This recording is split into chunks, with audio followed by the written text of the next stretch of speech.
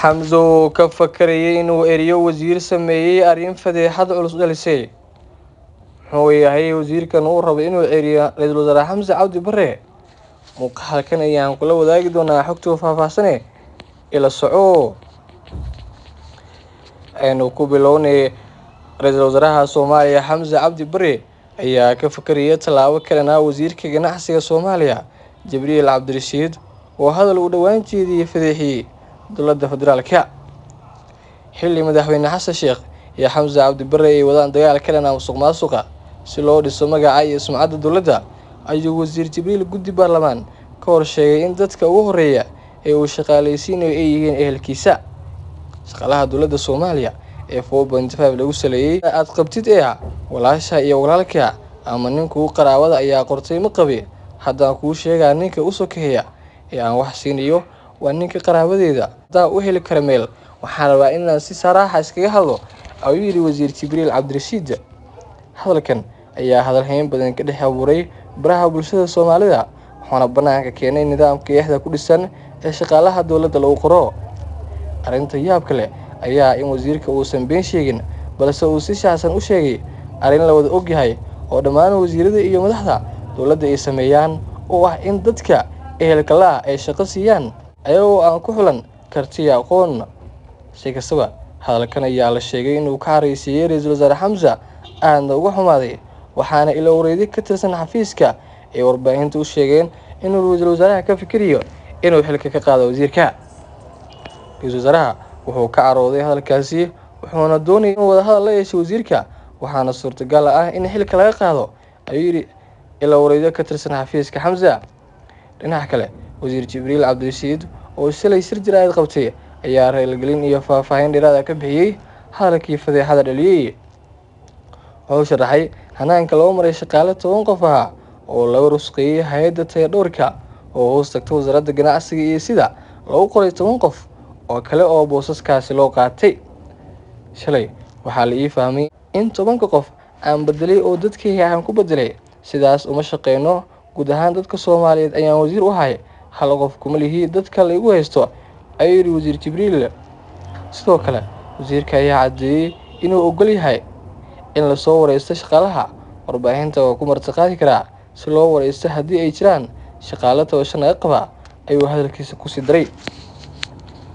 Marka laga soo tago raaligelinta uu wasiirkan ka bixiyay hadalkii ka soo yaray ee ahaa inuu beeshiisa kaliya shaqaaleysiinayo haddii uu chance u helo, nidaamka dowladda ka jirana uu iskaas u yahay, ayaa waxaa ka falceliyay bulshooyinka Soomaaliyeed iyagoo si kala duwan uga hadlay, qaar kalena hadallo markaasi ka soo saaray iyo waaqica jira, halka kuwa kalena ay ku taageereen hadalka wasiirka oo ay sheegeen inuu yahay mid run ah.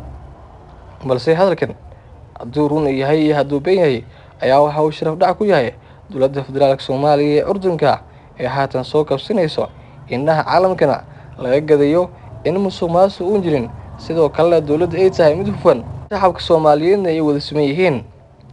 Iyadoo la ogyahay in nidaamka haatan wax lagu kala qaybsado oo yahay 4.5, haddana waxaa jirto waxyaalaha gadaashiisa ah oo ay dowladdu ku shaqeyso, oo ah in sumcadda dowladda aan meel looga dhicin. Balse wasiirkan oo hadalkaasi sheegay inuu u yidhi rag iska celin waxay taabanaysaa sharafta dowladnimada Soomaaliya, waxayna meel uga dhacaysaa xukuumadda Ra'iisul Wasaare Xamse Cabdi Barre, maadaama horey eedayn culus loogu jeedin jiray inuusan waxba ka qabanin golaha wasiirada.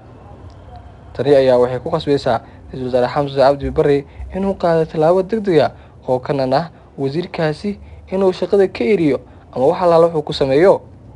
Haddaba hadalkaasi waa uu dhacay, bulshadana waa ogaatay, hadalhayn badanna waa uu dhaliyay, waxaana sidoo kale indhaha caalamka si toos ah u fiirinayaan tallaabada uu qaadi doono Ra'iisul Wasaare Xamse Cabdi Barre maadaama xukuumadda isagu uu hogaaminayo. Sidoo kale waxaa la filayaa in dhowaan kulan ay qaataan Ra'iisul Wasaaraha iyo wasiirka gaashaandhigga si looga wada hadlo xaaladdan soo food saartay oo uu ka sheegay wasiirka dowladda federaalka Soomaaliya iyo sumcaddeeda oo meel uga dhacay. Xamzo ka fakarayay inuu eriyo wasiir sameeyay arrin fadeexad culus dhalisay. Wuxuu yahay wasiirkan uu rabo inuu eriyo Ra'iisul Wasaare Xamse Cabdi Barre. Muuqaalkan ayaan kula wadaagi doonaa xogta faahfaahsan ila soco.